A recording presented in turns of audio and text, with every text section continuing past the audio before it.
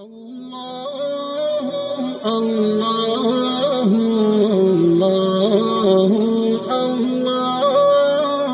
اللہ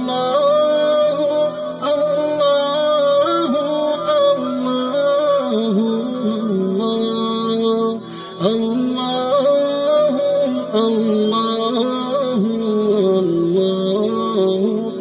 سلطان صلاح الدین ایوبی کے دور کے واقعہ نگاروں کی تحریروں میں ایک شخص سیف اللہ کا ذکر ان الفاظ میں آتا ہے کہ اگر کسی انسان نے سلطان ایوبی کی عبادت کی ہے تو وہ سیف اللہ تھا۔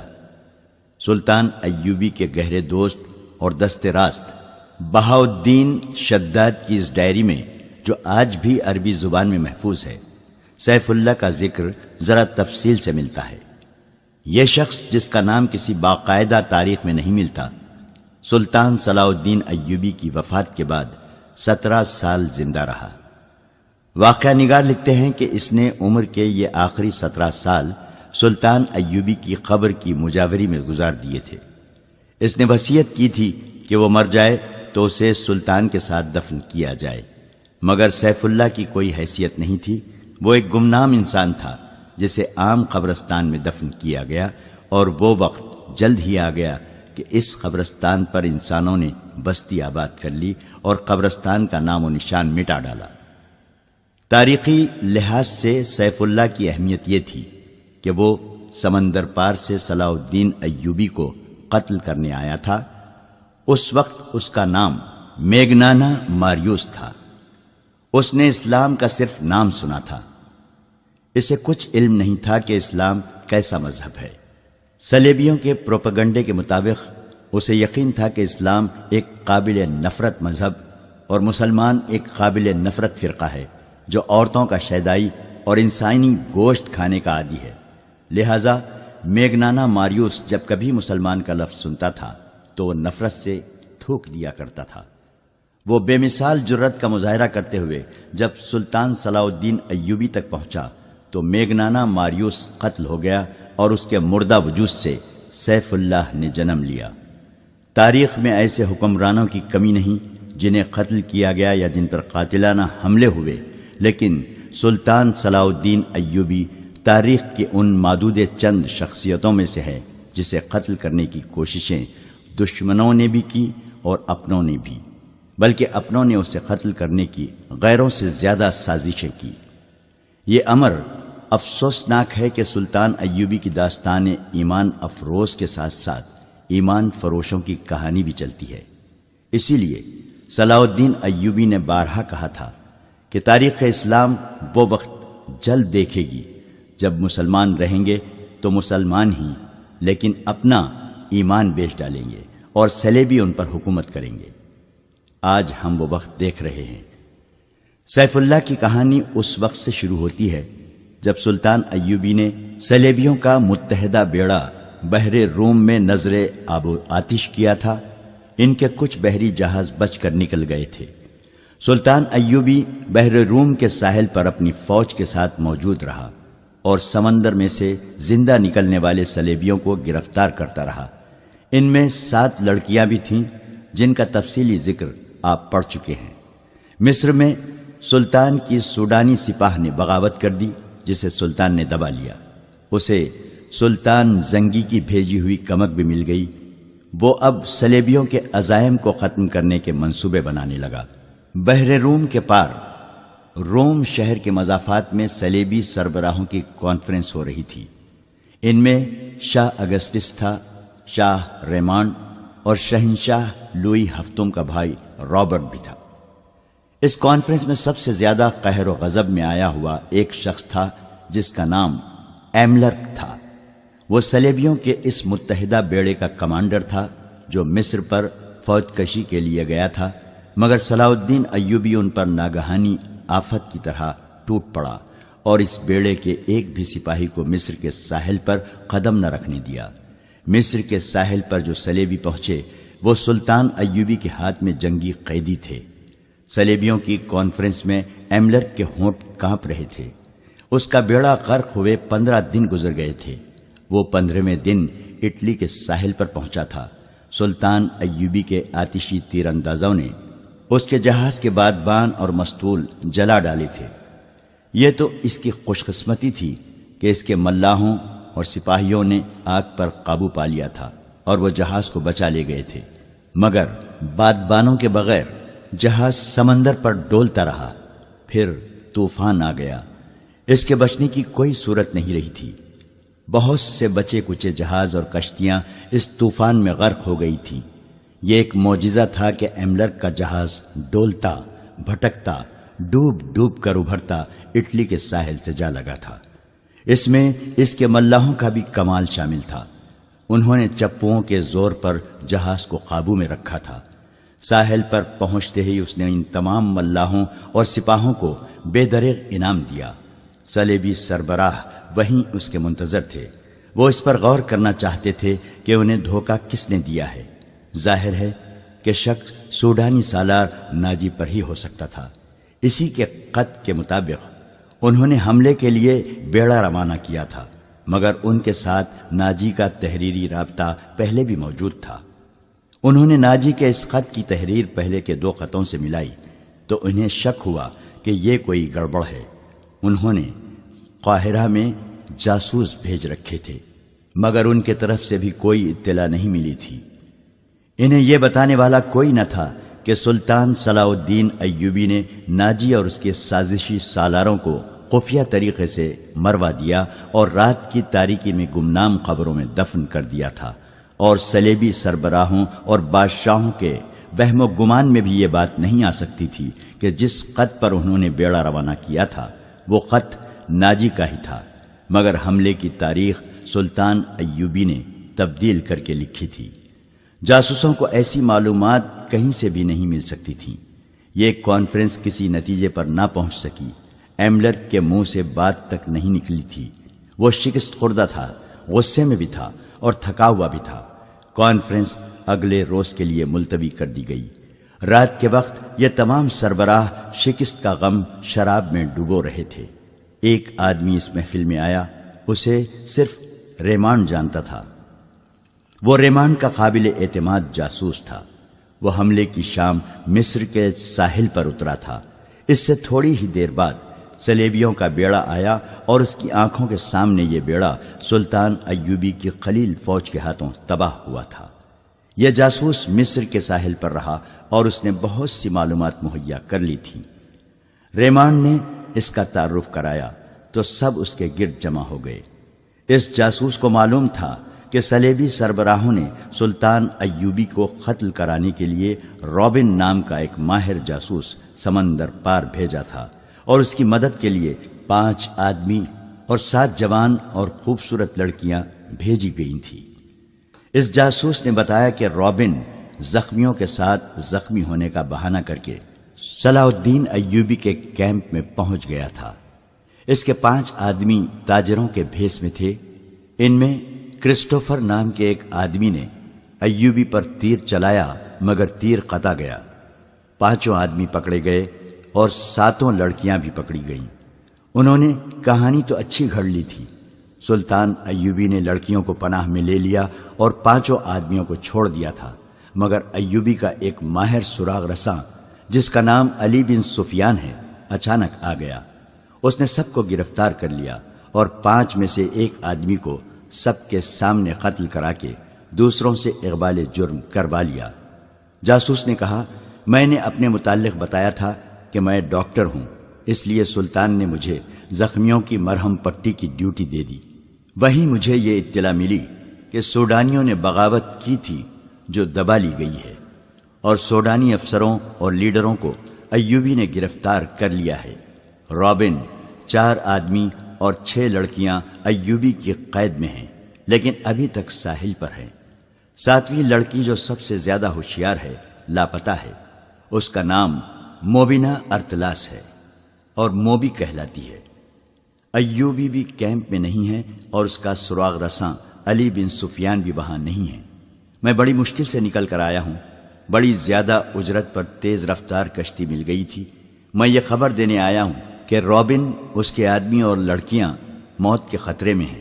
مردوں کی ہمیں فکر نہیں کرنا چاہیے، لڑکیوں کو بچانا لازمی ہے۔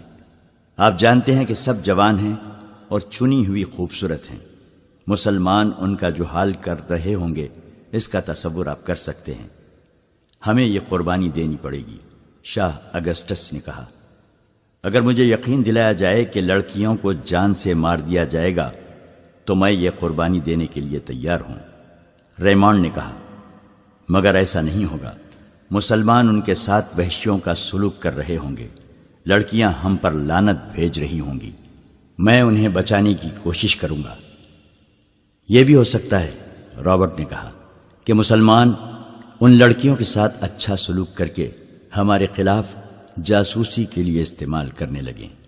بہرحال ہمارا یہ فرض ہے کہ انہیں قید سے آزاد کرائیں۔ میں اس کے لیے اپنا آدھا خزانہ خرچ کرنے کے لیے تیار ہوں۔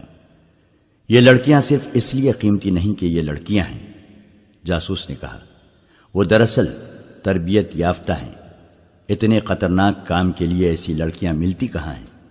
آپ کسی جوان لڑکی کو ایسے کام کے لیے تیار نہیں کر سکتے کہ وہ دشمن کے پاس جا کر اپنے آپ کو دشمن کے حوالے کر دے، دشمن کی عیاشی کا ذریعہ بنے اور جاسوسی اور تقریب کاری کرے۔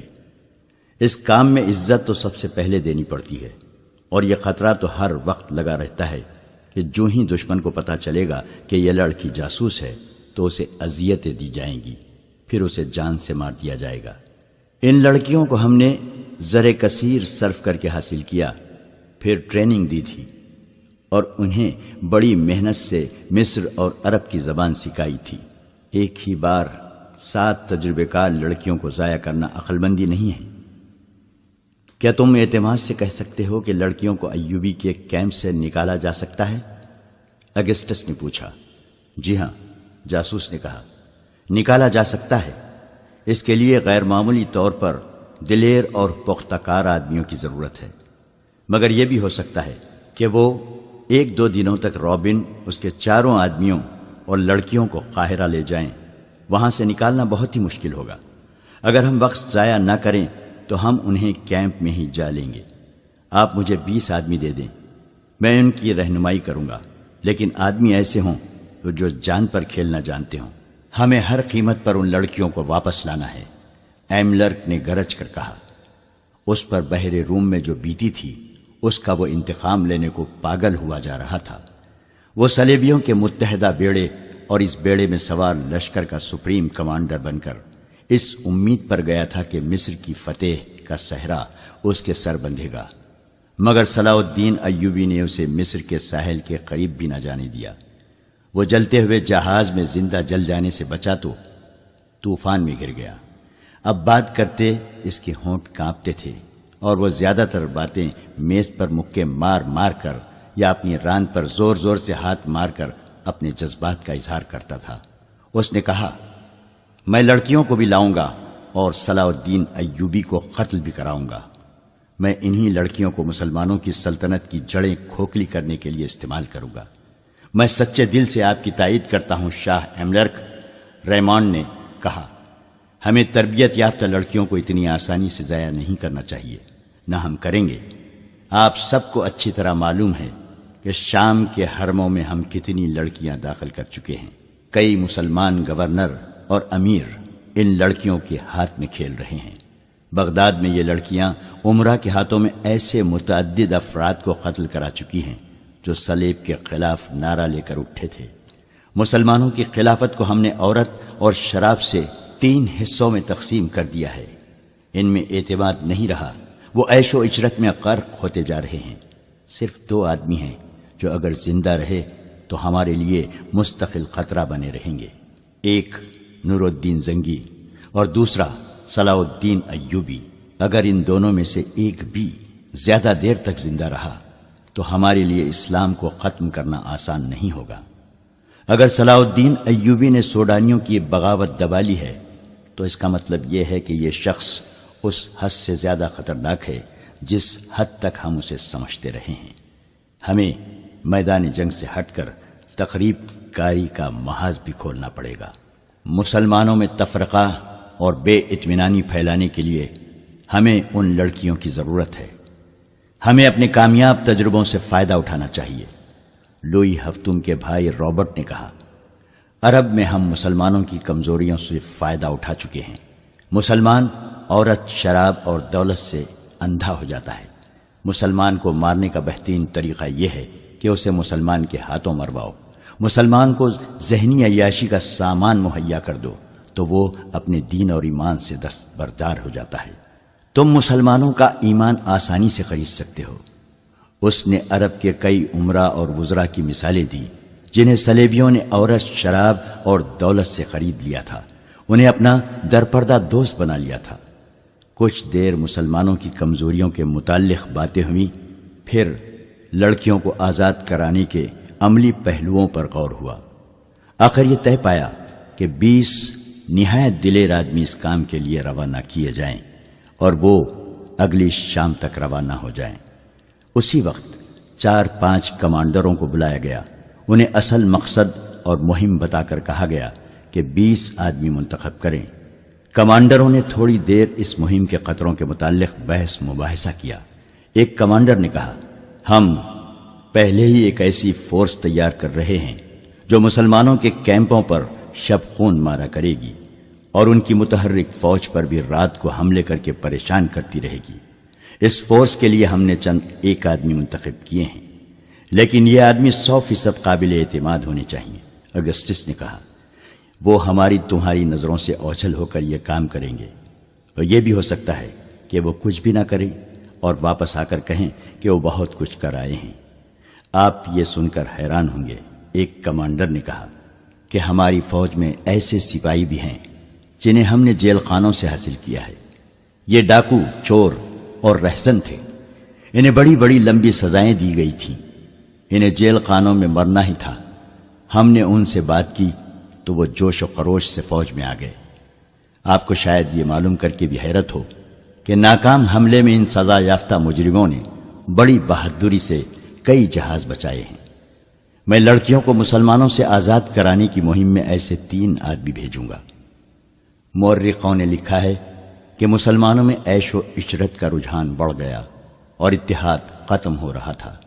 عیسائیوں نے مسلمانوں کو اخلاقی تباہی تک پہنچانے میں ذہنی عیاشی کا ہر سامان مہیا کیا۔ اب انہیں یہ توقع تھی کہ مسلمانوں کو ایک ہی حملے میں ختم کر دیں گے۔ چنانچہ ان کے خلاف عیسائی دنیا میں نفرت کی طوفانی مہم چلائی گئی اور ہر کسی کو اسلام کے خلاف جنگ میں شریک ہونے کی دعوت دی گئی۔ اس کے جواب میں معاشرے کے ہر شعبے کے لوگ صلیبی لشکر میں شامل ہونے لگے۔ ان میں پادری بھی شامل ہوئے اور عادی مجرم بھی گناہوں سے توبہ کر کے مسلمانوں کے خلاف مسلح ہو گئے۔ بعض ملکوں کے جیل خانوں میں جو مجرم لمبی قید کی سزائیں بھگت رہے تھے وہ بھی فوج میں بھرتی ہو گئے۔ ان مجرموں کے متعلق عیسائیوں کا تجربہ غالباً اچھا تھا، جس کے پیش نظر ایک کمانڈر نے لڑکیوں کو آزاد کرانے اور سلطان صلاح الدین ایوبی کو قتل کرنے کے لیے قیدی مجرموں کا انتخاب کیا تھا۔ صبح تک 20 انتہائی دلیر اور ذہین آدمی چن لیے گئے۔ ان میں میگنانا ماریوس بھی تھا، جسے روم کے جیل خانے سے لایا گیا تھا۔ اس جاسوس کو جو ڈاکٹر کے بحروپ میں سلطان ایوبی کے کیمپ میں رہا اور فرار ہو آیا تھا، اس کو کمانڈو پارٹی کا کمانڈر اور گائیڈ مقرر کیا گیا۔ اس پارٹی کو یہ مشن دیا گیا کہ لڑکیوں کو مسلمانوں کی قید سے نکالنا ہے۔ اگر رابن اور اس کے 4 ساتھیوں کو بھی آزاد کرایا جا سکے تو کرا لینا، ورنہ ان کے لیے کوئی خطرہ مول لینے کی ضرورت نہیں۔ دوسرا مشن تھا صلاح الدین کا قتل۔ اس پارٹی کو کوئی عملی ٹریننگ نہ دی گئی، صرف زبانی ہدایت اور ضروری ہتھیار دے کر اسی روز ایک بادبانی کشتی میں ماہی گیروں کے بھیس میں روانہ کر دیا گیا۔ جس وقت یہ کشتی اٹلی کے ساحل سے روانہ ہوئی، سلطان صلاح الدین ایوبی سوڈانیوں کی بغاوت کو مکمل طور پر دبا چکا تھا۔ سوڈانیوں کے بہت سے کماندار مارے گئے یا زخمی ہو گئے تھے اور بہت سے سلطان ایوبی کے دفتر کے سامنے کھڑے تھے۔ انہوں نے ہتھیار ڈال کر شکست اور سلطان ایوبی کی اطاعت قبول کر لی تھی۔ وہ سلطان کے حکم کے منتظر تھے۔ سلطان اندر بیٹھا اپنے سالاروں وغیرہ کو احکام دے رہا تھا۔ علی بن سفیان بھی موجود تھا۔ اس فتح میں اس کا بہت بڑا دخل تھا۔ صلیبیوں کو شکست دینے میں بھی اس کے نظام جاسوسی نے بہت کام کیا تھا، بلکہ یہ دونوں کامیابیاں جاسوسی کے نظام کی ہی کامیابیاں تھیں۔ سلطان ایوبی کو جیسے اچانک کچھ یاد آ گیا ہو، اس نے علی بن سفیان سے کہا، علی، ہمیں ان جاسوس لڑکیوں اور ان کے ساتھیوں کے متعلق سوچنے کا وقت ہی نہیں ملا۔ وہ ابھی تک ساحل پر قیدی کیمپ میں ہیں۔ ان سب کو فوراً یہاں لانے کا بندوبست کرو اور طے خانے میں ڈال دو۔ میں ابھی پیغام بھجوا دیتا ہوں۔ علی بن سفیان نے کہا، ان سب کو یہاں پہرے میں بلا لیتا ہوں۔ سلطان، آپ شاید 7ویں لڑکی کو بھول گئے ہیں۔ وہ سوڈانیوں کے کماندار بالیان کے پاس تھی۔ اسی لڑکی سے جاسوسوں اور بغاوت کا انکشاف ہوا تھا۔ میں دیکھ رہا ہوں کہ بالیان ان کمانداروں میں نہیں ہیں جو باہر موجود ہیں، اور وہ زخمیوں میں بھی نہیں ہیں، اور وہ مرے ہوئے لوگوں میں بھی نہیں ہیں۔ مجھے شک ہے کہ 7ویں لڑکی، جس کا نام فخر المصری نے موبی بتایا تھا، بالیان کے ساتھ کہیں روپوش ہو گئی ہے۔ اپنا شک رفع کرو علی۔ سلطان ایوبی نے کہا، یہاں مجھے اب تمہاری ضرورت نہیں ہے۔ بالیان لاپتہ ہے تو وہ بحر روم کی طرف نکل گیا ہوگا۔ صلیبیوں کے سوا اسے اور کون پناہ دے سکتا ہے؟ بہرحال ان جاسوسوں کو تہہ خانوں میں ڈالو اور اپنے جاسوس فوراً تیار کر کے سمندر پار بھیج دو۔ زیادہ ضروری تو یہ ہے کہ اپنے جاسوس اپنے ہی ملک میں پھیلا دیے جائیں۔ یہ مشورہ دینے والا سلطان نور الدین زنگی کی بھیجی ہوئی فوج کا سالار تھا۔ اس نے کہا، ہمیں صلیبیوں کی طرف سے اتنا خطرہ نہیں ہے جتنا اپنے مسلمان امراء سے ہے۔ اپنے جاسوس ان کے حرموں میں داخل کر دیے جائیں تو بہت سی سازشیں بے نقاب ہوں گی۔ اس نے تفصیل سے بتایا کہ یہ خود ساختہ حکمران کس طرح صلیبیوں کے ہاتھوں میں کھیل رہے ہیں۔ سلطان زنگی اکثر پریشان رہتے ہیں کہ باہر کے حملوں کو روکیں یا اپنے گھر کو اپنے ہی چراغ سے جلنے سے بچائیں۔ سلطان ایوبی نے یہ رویداد غور سے سنی اور کہا، اگر تم لوگ جن کے پاس ہتھیار ہیں دیانت دار اور اپنے مذہب سے مخلص رہے تو باہر کے حملے اور اندر کی سازشیں قوم کا کچھ نہیں بگاڑ سکتی۔ تم اپنی نظر سرحدوں سے دور آگے لے جاؤ۔ سلطنت اسلامیہ کی کوئی سرحد نہیں۔ تم نے جس روز اپنے آپ کو اور خدا کے اس عظیم مذہب اسلام کو سرحدوں میں پابند کر لیا، اس روز سے یوں سمجھو کہ تم اپنے ہی قید خانے میں قید ہو جاؤ گے۔ پھر تمہاری سرحدیں سکڑنے لگے گی۔ اپنی نظریں بحر روم سے آگے لے جاؤ۔ سمندر تمہارا راستہ نہیں روک سکتے۔ گھر کے چراغوں سے نہ ڈرو، یہ تو ایک پھونک سے گل ہو جائیں گے۔ ان کی جگہ ہم ایمان کے چراغ روشن کریں گے۔ ہمیں امید ہے کہ ہم ایمان فروشی کو روک لیں گے سلطان محترم۔ سالار نے کہا، ہم مایوس نہیں، صرف 2 لعنتوں سے بچو میرے عزیز رفیقو۔ سلطان ایوبی نے کہا، مایوسی اور ذہنی عیاشی۔ انسان پہلے مایوس ہوتا ہے، پھر ذہنی عیاشی کے ذریعے راہ فرار اختیار کرتا ہے۔ اس دوران علی بن سفیان جا چکا تھا۔ اس نے فوراً ایک قاصد بحر روم کے کیمپ کی طرف اس پیغام کے ساتھ روانہ کر دیا کہ رابن اس کے 4 ساتھیوں اور لڑکیوں کو گھوڑوں یا اونٹوں پر سوار کر کے 20 محافظوں کے پہرے میں دارالحکومت کو بھیج دو۔ قاصد کو روانہ کر کے اس نے اپنے ساتھ 6-7 سپاہی لیے اور کماندار بالیان کی تلاش میں نکل گیا۔ اس نے ان سوڈانی کمانداروں سے جو باہر بیٹھے تھے بالیان کے متعلق پوچھ لیا تھا۔ سب نے کہا تھا کہ اسے لڑائی میں کہیں بھی نہیں دیکھا گیا تھا، اور نہ ہی وہ اس فوج کے ساتھ گیا تھا جو بحر روم کی طرف سلطان کی فوج پر حملہ کرنے کے لیے بھیجی گئی تھی۔ علی بن سفیان بالیان کے گھر گیا تو وہاں اس کی 2 بوڑھی خادماؤں کے سوا اور کوئی نہ تھا۔ انہوں نے بتایا کہ بالیان کے گھر میں 5 لڑکیاں تھیں۔ ان میں جس کی عمر ذرا زیادہ ہو جاتی تھی وہ اسے غائب کر دیتا اور اس کی جگہ جوان لڑکی لے آتا تھا۔ ان خادماؤں نے بتایا کہ بغاوت سے پہلے اس کے پاس ایک فرنگی لڑکی آئی تھی جو غیر معمولی طور پر خوبصورت اور ہوشیار تھی۔ بالیان اس کا غلام ہو گیا تھا۔ بغاوت کے 1 روز بعد جب سوڈانیوں نے ہتھیار ڈال دیے تو بالیان رات کے وقت گھوڑے پر سوار ہوا اور دوسرے گھوڑے پر اس فرنگی لڑکی کو سوار کیا، اور معلوم نہیں دونوں کہاں روانہ ہو گئے۔ ان کے ساتھ 7 گھوڑ سوار تھے۔ حرم کی لڑکیوں کے متعلق بوڑھیوں نے بتایا کہ وہ گھر میں جو ہاتھ لگا اٹھا کر لے چلی گئیں۔ علی بن سفیان وہاں سے واپس ہوا تو ایک گھوڑا سر پر دوڑتا آیا اور علی بن سفیان کے سامنے رک گیا۔ اس پر فخر المصری سوار تھا۔ کود کر گھوڑے سے اترا اور ہانپتی کانپتی آواز میں بولا، میں آپ کے پیچھے آیا ہوں۔ میں بھی اسی بدبخت بالیان اور اس کافر لڑکی کو ڈھونڈ رہا تھا۔ میں ان سے انتقام لوں گا۔ جب تک ان دونوں کو اپنے ہاتھوں قتل نہیں کر لوں گا مجھے چین نہیں آئے گا۔ میں جانتا ہوں وہ کدھر گئے ہیں۔ میں نے ان کا پیچھا کیا ہے، لیکن ان کے ساتھ 7 مسلح محافظ ہیں۔ میں اکیلا تھا۔ وہ بحر روم کی طرف جا رہے ہیں، مگر عام راستے سے ہٹ کر جا رہے ہیں۔ اس نے علی بن سفیان کے گھٹنوں پر ہاتھ رکھ کر کہا، خدا کے لیے مجھے صرف 4 سپاہی دے دیں، میں ان کے تعاقب میں جاؤں گا اور انہیں ختم کر کے آؤں گا۔ علی بن سفیان نے اسے اس وعدے سے ٹھنڈا کیا کہ وہ اسے 4 کی بجائے 20 سوار دے گا۔ وہ ساحل سے آگے اتنی جلدی نہیں جا سکتے، میرے ساتھ رہو۔ علی بن سفیان مطمئن ہو گیا کہ یہ تو پتہ چل گیا ہے کہ وہ کس طرف گئے ہیں۔ اس وقت بالیان اس سلیبی لڑکی کے ساتھ جس کا نام موبی تھا ساحل کی طرف جانے والے عام راستے سے ہٹ کر دور جا چکا تھا۔ ان علاقوں سے وہ اچھی طرح واقف تھا۔ اسے معلوم نہیں تھا کہ سوڈانی فوج اور اس کے کمانداروں کو صلاح الدین ایوبی نے معافی دے دی ہے۔ ایک تو وہ سلطان کے عتاب سے بھاگ رہا تھا اور دوسرے یہ کہ وہ موبی جیسی حسین لڑکی کو نہیں چھوڑنا چاہتا تھا۔ وہ سمجھتا تھا کہ دنیا کی حسین لڑکیاں صرف مصر اور سوڈان میں ہی ہیں، مگر اٹلی کی اس لڑکی کے حسن اور دلکشی نے اسے اندھا کر دیا تھا۔ اس کی خاطر وہ اپنا رتبہ، اپنا مذہب اور اپنا ملک ہی چھوڑ رہا تھا۔ لیکن اسے یہ معلوم نہیں تھا کہ موبی اس سے جان چھڑانے کی کوشش کر رہی ہے۔ وہ جس مقصد کے لیے آئی تھی وہ ختم ہو چکا تھا۔